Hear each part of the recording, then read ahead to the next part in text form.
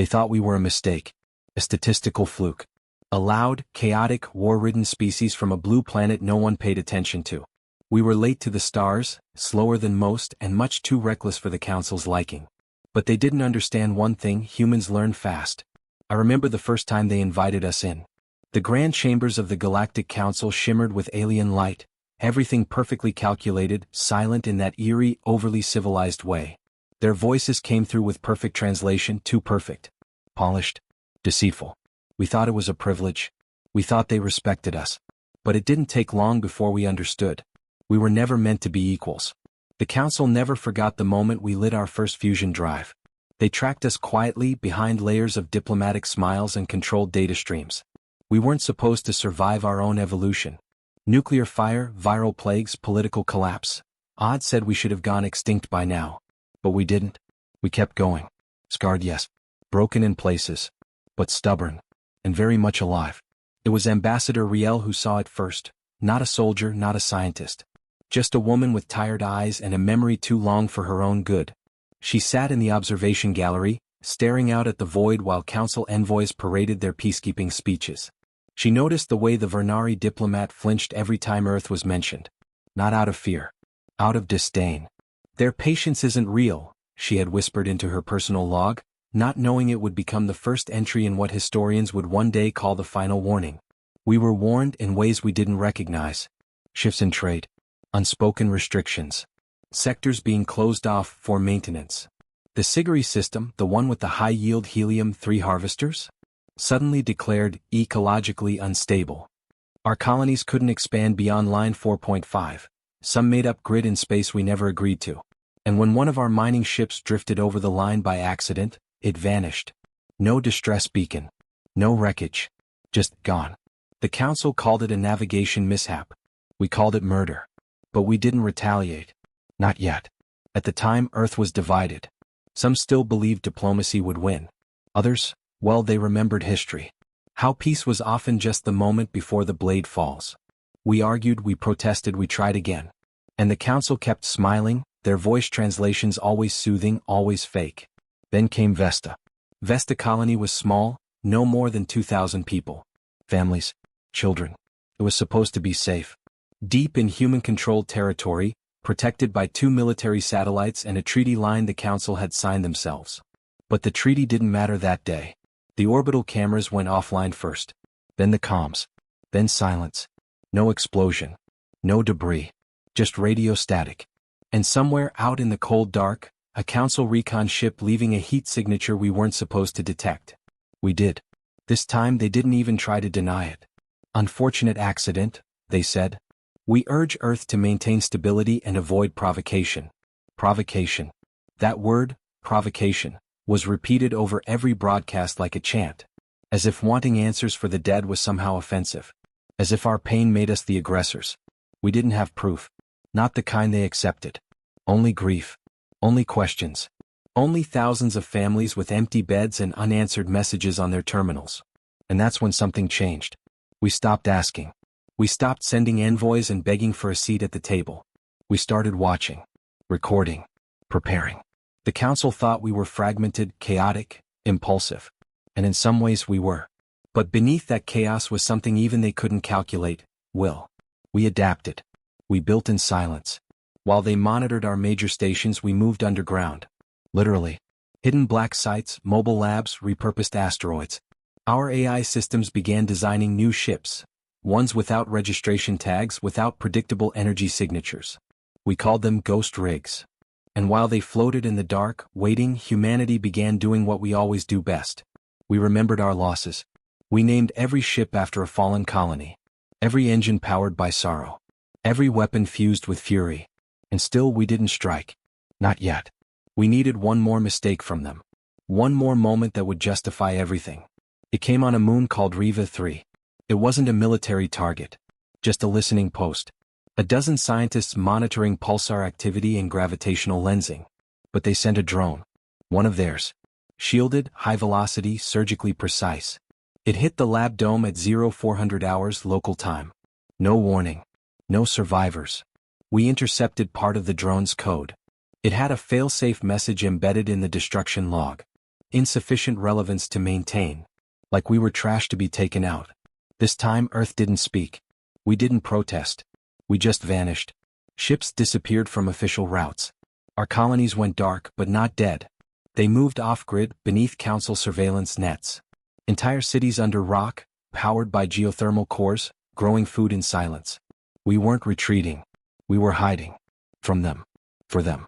Because when we emerged we wouldn't ask for space. We would take it. It was Commander Halden who gave the first silent order.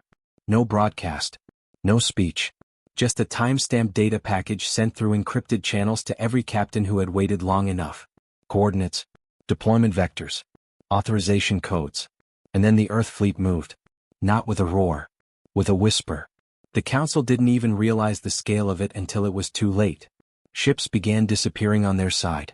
Not civilian transports, military cruisers. Patrol units. Observation drones. Gone without a trace. We didn't leave wreckage. We didn't leave messages. Only silence. It drove them mad. They summoned our ambassador. Demanded explanations. Accused us of aggression, as if their centuries of dominance hadn't paved the way for this moment. And still we said nothing.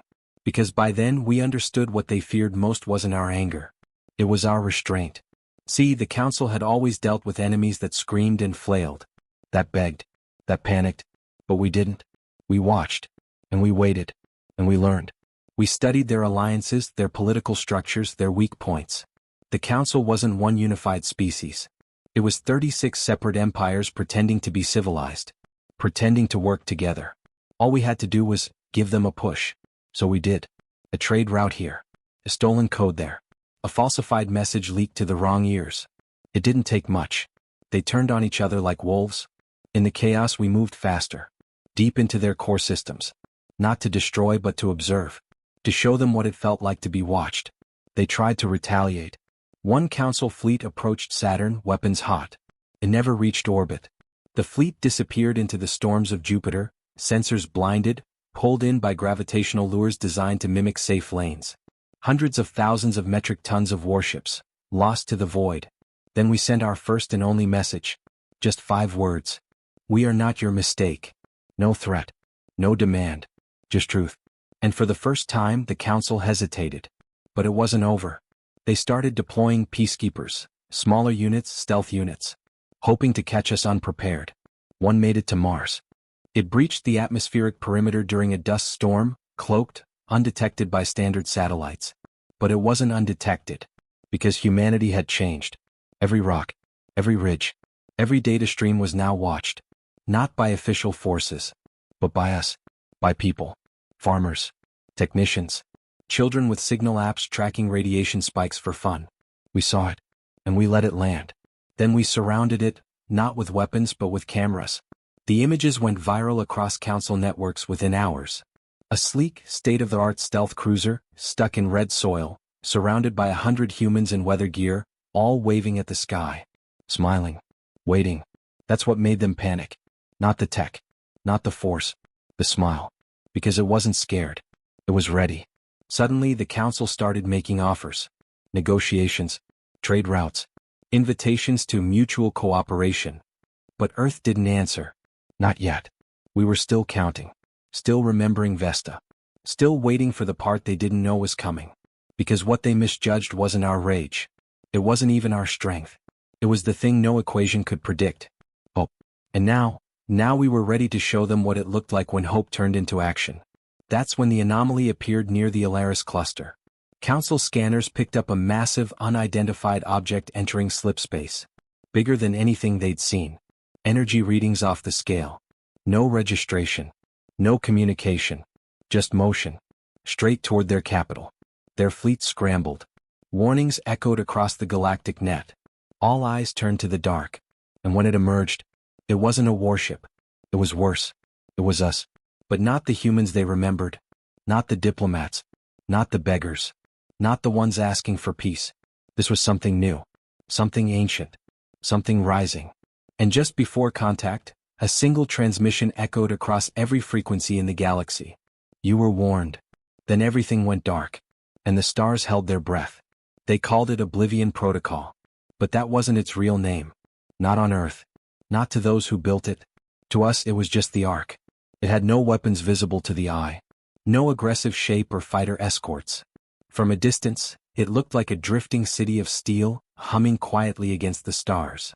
Council analysts called it a bluff, an intimidation tool, a propaganda piece. But they were wrong, again. The Ark was never meant to start a war. It was built because we already knew one had started.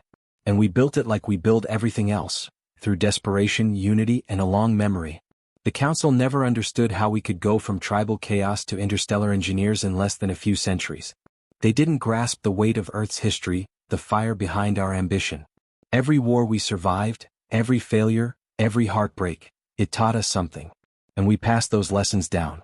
Not just through books or laws but in something deeper. Something unspoken. A hunger that lives in the blood. That's why we built the Ark. Not for power. For survival. Its outer hull was layered with adaptive shielding harvested from broken treaties and stolen tech.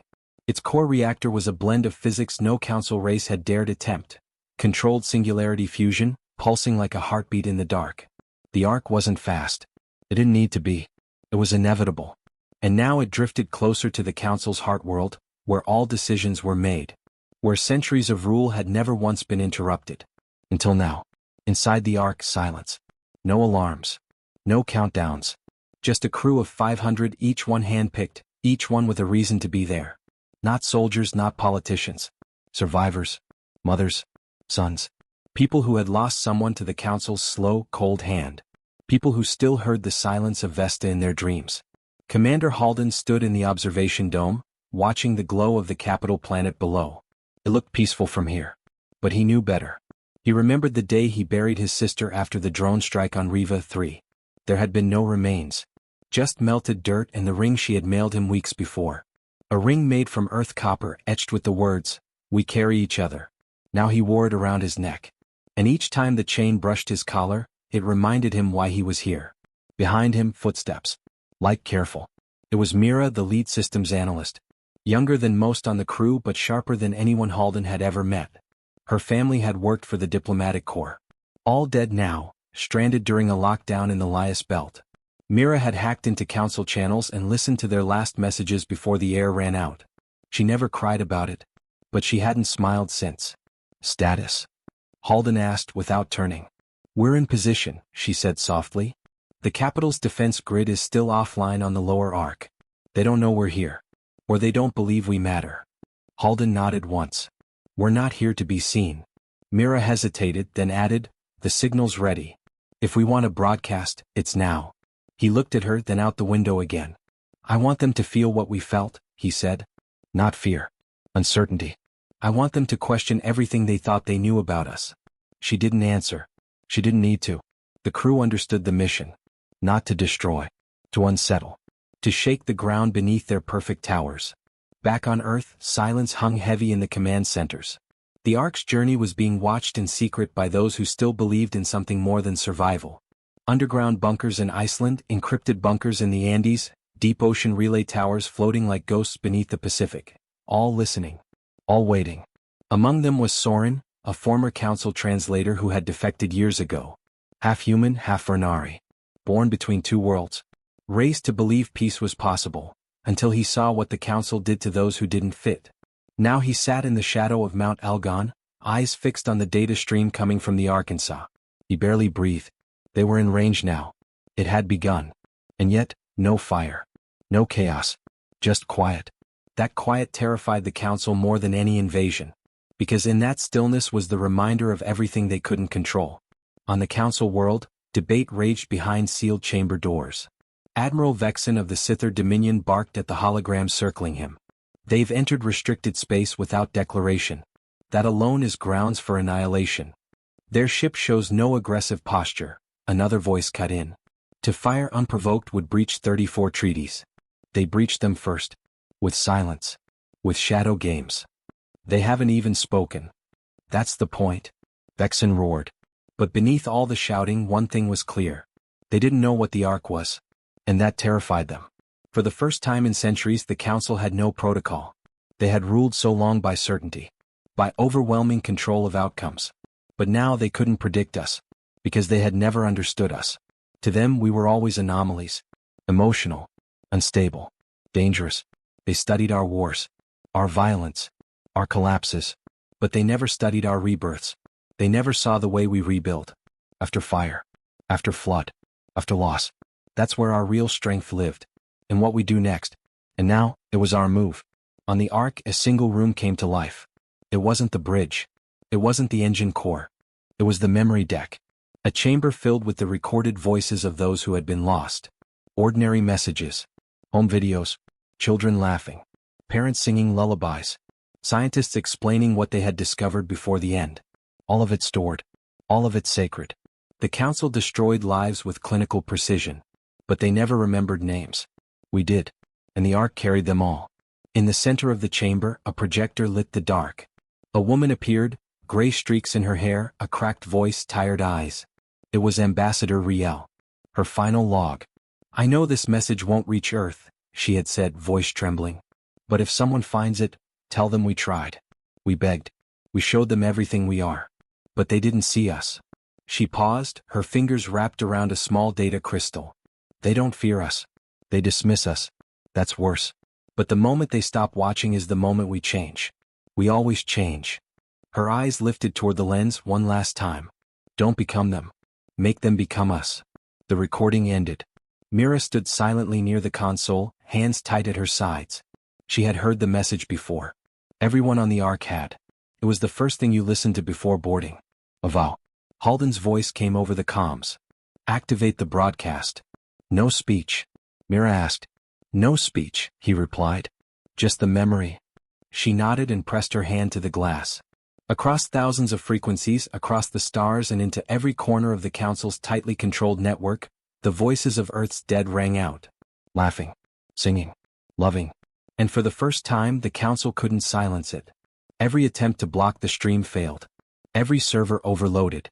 Every encryption shattered. The Ark didn't fire a shot. Made them listen. To what they erased. And that sound, human joy, human grief, spread like wildfire across planets where humans were forbidden. Refugee worlds. Outer colonies. Secret listening posts. Even on Council homeworlds, where human culture had been outlawed, fragments of the memory got through. And people started asking questions. Who were these humans really? Why had the Council kept them silent? Why did their pain sound so familiar? Back on the capital planet, Council guards doubled around the central spire. Panic was carefully hidden behind protocol. Diplomats spoke in controlled tones. But fear seeped in anyway. Because deep down they knew. They had not created peace. They had created resentment. They had not brought order. They had sown silence. And now silence had a voice. Inside the Ark, Halden stepped away from the dome and sat for the first time in hours. His hands trembled, not with fear. With something heavier. Responsibility. He looked across the control deck. Engineers. Medics. Old veterans who had nothing left but this mission. Young recruits who had grown up hearing only warnings about aliens who never answered. All of them staring into the dark. Waiting. And still no word from the Council. No declaration. No retaliation. Only stillness. Which meant something else was coming. Because the Council wouldn't let this stand. They never did. They would respond. Not with speeches. With something colder. Something unseen. And Halden knew, this wasn't the end. It was only the first crack in the wall. Back on Earth, Soren's terminal blinked with a message. Unknown origin. No header. Just text. They're moving. Prepare fallback. He stared at it for a long time. Then closed the terminal. Because they had prepared. And if the Council wanted to move, humanity was ready to run right through them. The message didn't make a sound, but Soren felt it in his chest like thunder. He stared at those 5 words, "They're moving. Prepare fallback." And suddenly the quiet around him wasn't calm anymore. It was the edge before the storm. He stood up, pushed the chair back, and crossed the room to the reinforced wall where a physical comm unit waited. No networks. No satellites. Just a direct hard line into the fallback network. He pressed the old steel button. Lights flickered.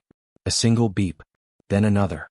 And across the human net, hidden beneath oceans, buried under mountains, pulsing silently in deep sky relay buoys, every cell came online. He didn't say anything. He didn't need to.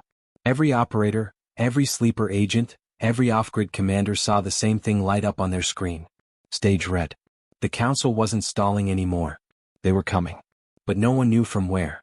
No one knew how. That was what made it worse. For decades they had ruled through visibility, giant ships, shows of force, empty speeches and glittering buildings. But now they vanished from public view. No statements.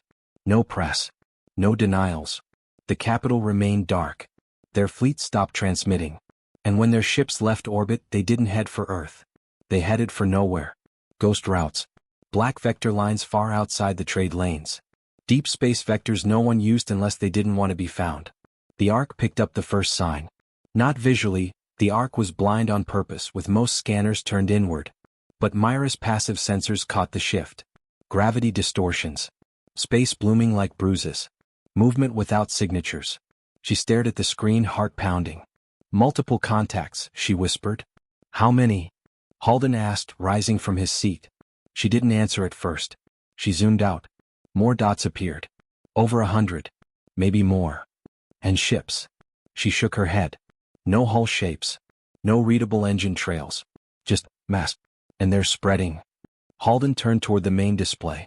The dots moved like ink in water, quiet, slow, methodical. But with purpose. They weren't looking for a fight. They were looking to trap. They're circling, he muttered. Boxing us in.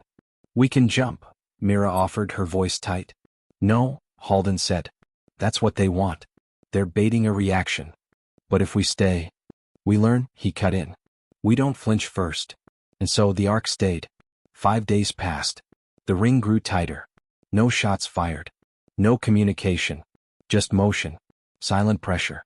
And in that silence, the Ark's crew changed. People who had trained for years to stay calm began to feel it, the weight. The knowledge that something was coming and no one could stop it. The engineers began doubling backup lines. The medics stayed in their suits, ready for decompression. Even Mira, who had grown up with satellites in her hands, started sleeping in her chair, eyes half open, watching the sensors in case they blinked red. They didn't blink red. They blinked out. One by one, systems began going dark. Not failing, just vanishing. As if they'd been rewritten from outside. No alarms. Just a creeping fog that entered code and erased its own footprints. Mira couldn't trace it. She tried everything. Ran legacy code, pulled backups from Earth's oldest operating systems, even used analog relays. Nothing worked. The deeper she searched, the more she realized the intrusion wasn't brute force. It was surgical. Like the enemy already knew their systems. She locked herself in the data core for 11 hours straight. Halden had to drag her out to breathe. They're inside, she whispered. I can feel it. He nodded once, eyes heavy. I know. On the 6th day the council made contact. But not through comms. A single object struck the Ark's outer hull. It didn't explode. It didn't pierce the armor. It stuck. A black, oval device no bigger than a human hand. Smooth. Cold. Silent. Mira suited up, walked out onto the hull herself. Halden begged her not to. But she needed to see it. Needed to touch the thing that was watching them. She reached out with her gloved fingers, hovered over the surface. And then, it blinked. A soft red light. Once. Twice. Then it spoke. Not in sound. In memory. Mira froze. Images flooded her helmet. Her parents' faces, her brother's voice. The last thing her mother said before the council closed the emergency doors on Laius Belt. She felt the heat. Heard the scream. Smelled the burning plastic. It wasn't real. But it felt real. So real she staggered back and dropped to her knees on the hull. She couldn't breathe. She couldn't scream. It was using her memories. Back inside they pulled her into medical. Her pulse was erratic. Her voice kept repeating the same words. Inside me, they're inside me, they know us. Halden stared at the device through the viewport. It hadn't moved. But he knew now, this wasn't war the way Earth fought it. This wasn't bombs or bullets. This was exposure. The council wasn't trying to destroy them. They were trying to erase them. From code. From memory. From inside. One of the engineers, a boy from Callisto Base named Hanan, found something in the device's signal. Not a weapon. A question. Buried in quantum noise, masked under thousands of decoys, was a message. Why do you endure? Halden read it 100 times. The council had never understood us. Now they were asking. He almost wanted to answer. But not yet. Because something else was happening. Earth's fallback systems, Soren's network, the hidden bunkers, the satellites with no nation, began to pick up strange readings. Council ships weren't alone in the deep routes. Other forces were moving. But they weren't human. They were watching. Silent species that had been quiet for generations. Races the Council had welcomed into extinction. Scattered colonies. Broken civilizations. And now they were rising. Drawn to the sound of a memory. To the voice of the human dead. The broadcast from the Ark had spread further than anyone realized. It had sparked something ancient. Hope. And rebellion. On the Ark, Halden stood again in the dome. Below, the Council planet no longer looked peaceful. The lights on its surface flickered now. Some cities were dark. Internal conflict. He turned to Mira, who was pale but awake again, her voice still hoarse. "They can't stop it," she said. "The memory. It's everywhere." "Then it's time," he said softly. She nodded. Across the galaxy, human ships activated. The ghosts. The hidden fleets. The old hulls dragged from shipyards and rebuilt in secret. They didn't move fast. They didn't roar. But they moved. Together. Toward the sound of grief. Toward the center of power. And as the Council's perfect world began to fracture under pressure it didn't expect, and its fleets scrambled to respond, and its agents failed to silence the memory, it became clear. They hadn't just misjudged humanity. They had underestimated the one thing no science could quantify. The aftermath. What comes after silence. And now, as the Ark began its final descent into Council territory, as Earth's old scars rose in the shape of steel and fury, and as species across the stars began whispering the name of the world the Council tried to erase, everything changed. Because for the first time in 1,000 years, the galaxy wasn't watching the Council. It was watching us. And we were no longer asking to be seen. The Ark's engines slowed. The ship drifted just beyond the Council's gravity well, pulsing like a warning in the dark. Halden stood at the front of the bridge, silent. The crew waited, but no orders came. None were needed anymore. Every member of that ship knew what came next. They had trained for it, bled for it, watched their families disappear in its shadow. But even then, even now, something didn't feel right. It wasn't the calm before the storm. It was too quiet. Even fear makes a sound. This was something else. Halden turned to Mira, her face still pale from the encounter with the device on the hull. "What are you seeing?" he asked. Mira didn't look away from the screen. "Nothing," she whispered. "That's the problem." The Council ships had stopped moving. They weren't firing. They weren't retreating. They were just holding position. As if waiting. That's when it happened. A ripple tore through subspace. Not a wave. A wound. The lights flickered across the Arkansas, gravity twisted just enough for every stomach on board to turn at once. And then the alert sounded, one Mira hadn't even coded. Reality distortion detected. She stared at the message like it didn't make sense. "This isn't Council tech," she breathed. "No," Halden said, stepping forward. "It's not." The twist came without sound. No alarm. No explosion. Just space itself folding like paper in the hands of something far too large. And then a shape appeared. No one recognized it. No one expected it. It wasn't a Council ship. It wasn't human. But it spoke with a human voice. Across every frequency, in every language known, in perfect Earth-accented English. "This is Earth Transmission Unit 17. The signal is active. Proceeding to reactivation of Artifact 9. Halden went cold. That name, Artifact 9, wasn't on any military list. Not in their archives. Not in their history. But Mira turned even paler. She whispered, "No, that's impossible." "What is it?" Halden asked. She didn't answer. Instead, she turned her console toward him and pulled a classified archive from Earth's earliest space age. It was a project name buried so deep it had been marked non-human eyes prohibited. Artifact 9. A ship. No, something older than a ship. Built long before the Ark. Before humanity had even made contact with the Council. It was a last resort. A contingency for extinction. A myth. The kind of secret no one talked about because it was never supposed to be real. It had been launched during Earth's darkest moment. Before the unification, during the cold collapse. Before any governments agreed on survival. It had no allegiance. No diplomacy. Only one mission, preserve the human spark, by any means necessary. It wasn't a weapon. It was something worse. A response. And now, it was waking up. The crew of the Ark stared at the feed Mira pushed to the main display. In the blackness beyond the Council fleets, the shape unfolded, massive, ugly, ancient. It wasn't elegant like the Arkansas. It didn't hum. It groaned. Like something that had been locked away for too long. It had no windows. No lights. Just one symbol burned into its hull. 9. The Council didn't move. The fleets held their ground, but Halden saw it. Their lines were breaking. Small retreats. Staggered formations. They were afraid. Not of humanity. Of that. Mira whispered, "It's not responding to us. It's running its own protocol." Halden didn't move. His throat tightened. What protocol? She read from the archive. Upon detection of systemic existential threat to Earthborn species, Artifact 9 will evaluate host environment and determine optimal conditions for genetic, cognitive, and cultural preservation. She paused. And if conditions are deemed inadequate, it will purge. Halden's jaw clenched. It didn't care about politics, or alliances, or who fired first. Artifact 9 was built to protect humanity no matter what it cost. Even if that meant annihilating everything around it. He stepped forward and hit the manual override on the comms. His voice carried across the void. "This is Commander Halden of the Arkansas. Stand down. Do not activate. You are not authorized." Silence. Then the voice returned. "Commander Halden is not recognized. Human authority is non-binding. Protocol is engaged. Delay may result in species compromise." Mira turned to him wide-eyed. "It doesn't see us as in control anymore. Because maybe we weren't." And then the ship moved. Artifact 9 didn't use engines. It didn't burn fuel. It just shifted. One blink, and it was inside the Council's perimeter.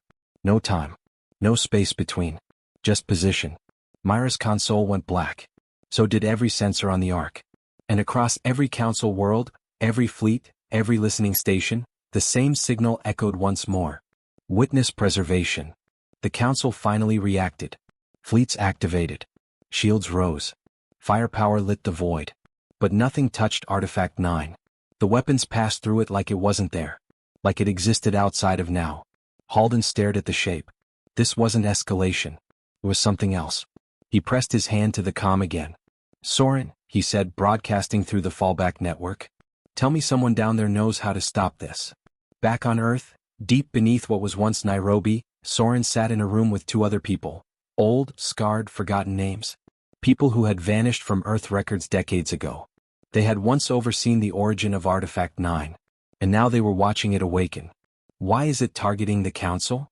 Soren asked. The woman beside him, gray-haired and blind in one eye, spoke without turning. "Because the Council was never the threat." Soren frowned. "Then what?" She finally turned to him. "The threat is what comes after." Artifact 9 hadn't activated because of the Council.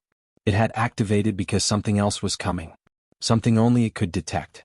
And the Council, for all its cruelty, for all its judgment and control, wasn't ready either. Soren's blood went cold. The second twist wasn't war. It was that humanity and the Council were both prey.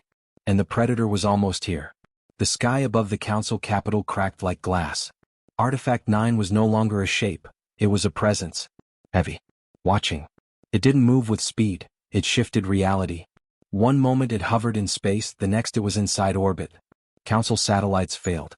Sensor arrays went blind.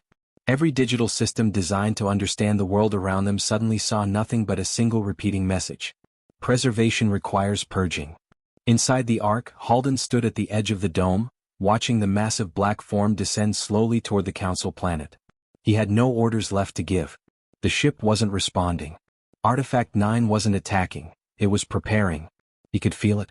Something ancient and quiet, like the moment before a storm swallows a city.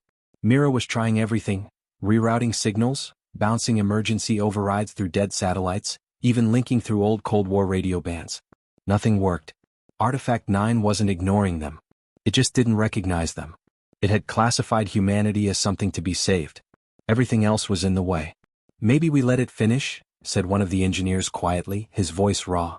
"They earned it. After what they did." Vesta. Riva 3. All of it. Halden turned sharply, voice firm. "We didn't build this for revenge. This was supposed to protect life. Not erase it." Mira looked up, her fingers still racing across controls. "Then stop it. Because in 90 seconds, it's going to light up that planet like it's clearing ground." Halden didn't speak. He didn't need to. He knew the look on her face. This wasn't war anymore. This was judgment. Back on Earth, Soren was deep underground with the two ghosts from the past, those who had helped bury Artifact 9. One of them, the older man who hadn't spoken until now, finally stood. "There's a kill code," he said. "Hardwired into the earliest layer. A phrase only spoken once. Human voice only. But if it fails. He didn't finish. Soren nodded. He didn't need more details. He took the mic. He didn't scream. He didn't beg. He just said the words.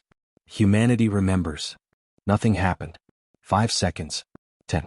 Then a tremor. Artifact 9 paused. Just for a moment. Barely perceptible. But Mira saw it. The energy buildup inside the core stopped climbing. Something's changing, she said quickly. Halden grabbed the console, opened every broadcast channel he could, and pushed his voice into the dark. We are not dying today. Not them. Not us. You were made to protect us, but not like this. You don't know what we've become. The air inside the Ark felt heavy. No one moved. Then a sound. Not mechanical. Not digital. Breathing. The crew all turned. Every display screen flickered, and one by one they lit up with faces. Human faces. Young. Laughing. Crying. Mira gasped. These are the memory deck files. Artifact 9 wasn't just protecting humanity's existence. It had become it. Every archived voice, every name remembered, every whisper of Earth's history, it had stored them. It was them. And now they were watching. Not just the Council. Not just the galaxy. Watching ourselves. What would we allow in our name? What price would we pay for safety? Halden leaned into the mic again. We survive together or we don't deserve to at all. Silence. The directive override acknowledged. Delay initiated. Seeking new parameters. Artifact 9 froze. No weapons. No energy surge. And then, it unfolded. Not violently. Softly. A shimmer like fog pulled back. Revealing something beneath it. Another ship. Smaller. Hidden. But not human. Not Council. Not anything from our records. Mira stared at the structure with wide eyes. That's what triggered Artifact 9. The ship pulsed softly. No weapons. No markings. Just a slow, steady rhythm. And then a signal. Not in code. In music.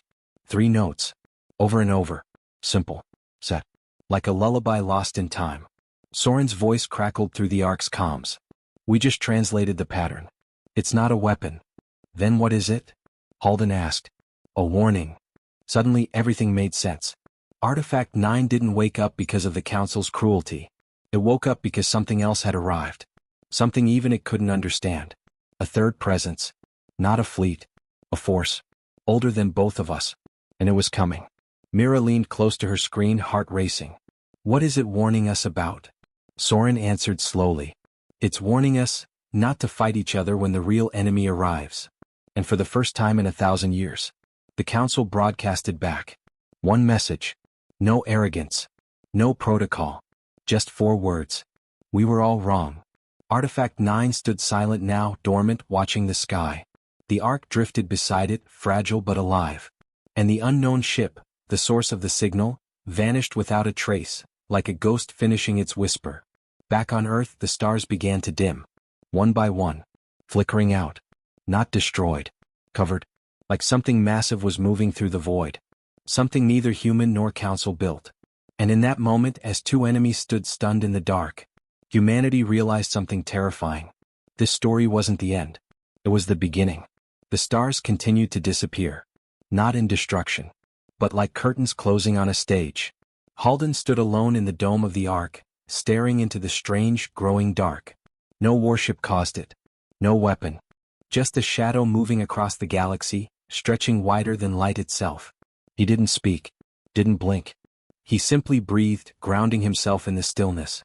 Below, on the Council planet, everything had stopped. The Council fleets no longer circled. The capital towers, once cold and imposing, flickered softly in uncertainty. There were no orders. No commands. The chain of authority had broken under a truth too vast to ignore. This wasn't just about humanity anymore. It never really had been. The mistake the Council made wasn't underestimating our strength. It was underestimating our meaning. Soren's voice came through again, crackling slightly. He was still deep beneath Earth, where the oldest servers hummed with forbidden knowledge. We believe the signal ship was from something very old, he said. Pre-Council. Pre-everything. Halden closed his eyes. And Artifact 9? Still silent. Still listening. But no longer hostile. It's adapting. Rewriting itself in response to what's coming. Mira, standing beside him now, added, I think it was always meant to evolve. Just not like this. They'd all expected death, fire, reprisal. But what they got was an open door. The twist of it all was simple. Preservation hadn't meant domination. It meant change. Across the Ark, the crew didn't celebrate. There were no cheers. Just quiet voices, hands slowly releasing grips, breaths slowly letting go of weeks of tension. Some wept. Some laughed but softly. And some, like Mira, simply stared ahead and thought of home. The council responded the next day. A shuttle rose from the surface. Unarmed. No shields. No escorts. The symbols on its hull were old, not military. Not political. They were symbols of healing from long-forgotten dialects. The Ark let them approach. Inside the dome, Halden stood face to face with them for the first time. There were 3 representatives. One tall with skin like smooth stone. One small and feathered. One with no visible body at all, only a floating shimmer. All different. All silent. And then the tallest one, Thurl, a name Halden would later learn, stepped forward and spoke without ceremony. We didn't understand what it meant to be human. Halden didn't answer immediately. His eyes wandered, landing on the reflection of the Ark behind the glass. A ship built from fear. Now floating in peace. He finally said, "We didn't understand what it meant to matter." Thurl nodded once. Then, in a move that shocked even their own people, they knelt. Not in submission. In apology. That image, the kneeling of a council elder before a human commander, would go viral across every net, every colony, every dark corner where humanity had once been treated like dust. And for the first time in memory, the galaxy paused. Not from fear. But from possibility. It took weeks to establish formal talks. A neutral orbit was chosen, a moon between Earth and an old council outpost. No flags. No banners. Just people. Faces. Eyes trying to see each other clearly. And Mira was there. Not as a technician. But as a voice. She sat beside species that once denied her kind the right to speak. And she spoke plainly. Not about vengeance. Not about demands. But about remembrance. She shared the stories from the Ark's memory deck. Let them hear the lullabies. The confessions. The last calls home. Some delegates wept openly. Others sat still for hours after, as if the sound had rewired something deep inside. This, she told them, is what it means to be human. Not dominance. Memory. Not conquest. Connection. Artifact 9 remained in orbit, still quiet, still watching. It had stopped broadcasting. But its presence was a reminder to everyone that something greater was moving through space, something none of them fully understood. And yet, in that shared fear, something bloomed. On distant moons and refugee colonies, council races and humans began rebuilding together. Not as rulers and ruled, but as neighbors. Schools opened where both tongues were taught. Councils reformed with human voices included. And across the galaxy, the name Earth became more than a warning. It became a promise. But the question still lingered. What was the shadow in the stars? Where had the signal ship gone? And would it return? Back on Earth, Soren stood beneath the open sky for the first time in weeks. The stars above still flickered. Some had returned. Some hadn't. But one thing was clear, they weren't alone. He turned to the horizon and whispered to himself, maybe we never were. He didn't know if what was coming was evil. Or just unfamiliar. But he knew one thing now with certainty. Humanity had survived the council not because of power, but because of something deeper. We carried each other. Through war. Through silence. Through the dark. And now, as the galaxy prepared for whatever came next, it wouldn't face it fractured. It would face it together. The final report from the Ark was stored in the core and copied 1,000,000 times over. In it, Halden wrote, "They misjudged us. Not because we were dangerous, but because we were human. We made them regret it, because in the face of cruelty we remembered love. In the grip of fear we remembered each other. That's our weapon. That's our answer. And no shadow, no silence, no enemy will ever take that from us." Years later, when children across different worlds would learn about what happened, they wouldn't be taught about the battles. They'd be taught about the pause. The moment when everyone stopped, listened, and chose to be more than what they had been. And above all those stories written into every history archive, one title remained unchanged. The Galactic Council misjudged humanity, we made them regret it. But the regret wasn't from defeat.